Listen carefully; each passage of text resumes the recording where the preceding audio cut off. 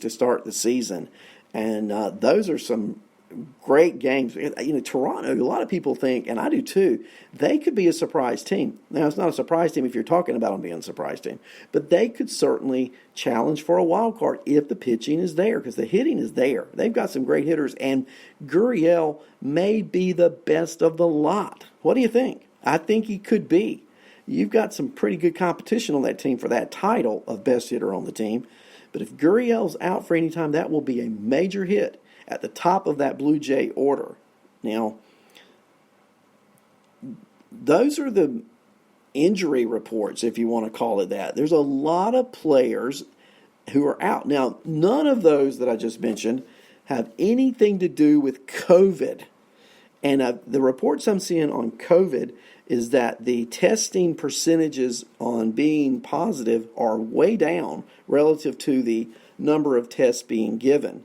So I'm excited about that. I'm excited about the fact that we're going to get some action on Thursday.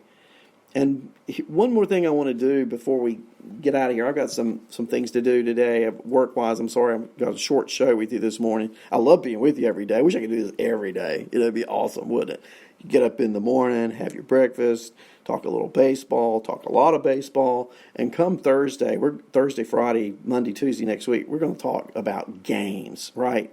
We are going to talk about games that have happened, players who are coming up.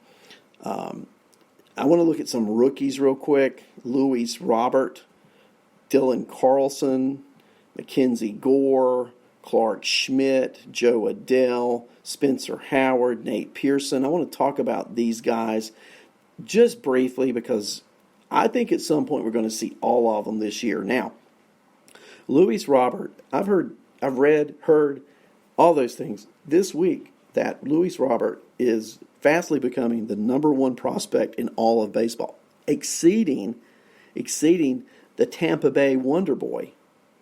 Yeah, and again, I collect baseball cards, and so I'm looking. I've got several things I've had autographed by Luis Robert. I got some PSA 10 graded stuff of Luis Robert after getting it. But the prices on his baseball cards are going out of sight. Okay, just a 2018 Bowman first rookie card, which, I think 2 years ago you could have bought them for $5 a piece, right? Graded. I saw them yesterday on eBay. Graded. PSA 10, they're going for $200. Not signed. Just the card. $200, which tells you there are a lot of people out there anticipating a lot of great things out of Luis Robert. Well, he had 32 home runs last year at AAA. He's batting sixth in that batting order against the Cubs this weekend. He looks like a stud. I can't wait to see Robert as he debuts this week. I can't wait. Now, Dylan Carlson, I mentioned him. What they're going to do with Dylan Carlson, here's the prediction. All right, he's not going to be on the opening day roster because of the 7-day rule. I call it the 7-day rule. It's the issue of having enough time in so you don't become a free agent a year early, right? So you got your service time issue with Dylan Carlson. He's going to be a star, okay? It's not a matter of if, it's a matter of when. And here's what I predict happening with Dylan Carlson. All right, Cardinals start out slow. Somebody in that outfield doesn't hit. And after 7 games, Mr. Carlson makes a debut. That's exactly what's going to happen. So if you think that Harrison Bader and Dexter Fowler and Lane Thomas and Tyler O'Neill are going to be the outfielders for the entire season in St. Louis, then you're wrong. You're just wrong. It ain't going to happen. Dylan Carlson is so much better than any of those guys. Now, Bader's defense in center is probably the best defense. But from an offensive perspective, nobody compares to what Carlson brings. Power, contact, speed, extra base. He's got it all. His time is coming, and I think his time is coming in early August 2020. I mentioned Mackenzie Gore. He's not going to start the year with the Padres. But if San Diego is challenging 20, 30 games in, look for Mackenzie Gore to get the call. He's the best pitcher they've got, and that includes Chris Paddack, who is a stud. Chris Paddack is starting opening day pitcher. But I'm telling you, Mackenzie Gore is better, and if the Padres are in it, he is going to be up sooner than later. Yankee Clark Schmidt. Have you watched number 88 pitch any during this summer solstice time period? Because his fastball touches 97. He's got a nasty slider. He throws strikes. He's got a demeanor about him that is unlike any rookie I've seen lately.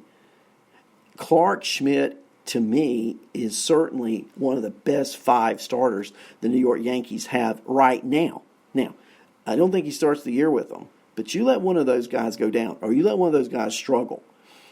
I watched Deivi Garcia pitch last night in a scrimmage game against the Phillies. He stunk it up. Okay, I am not impressed with what I saw at all from Deivi Garcia. He threw the ball away. He didn't have command of the strike zone.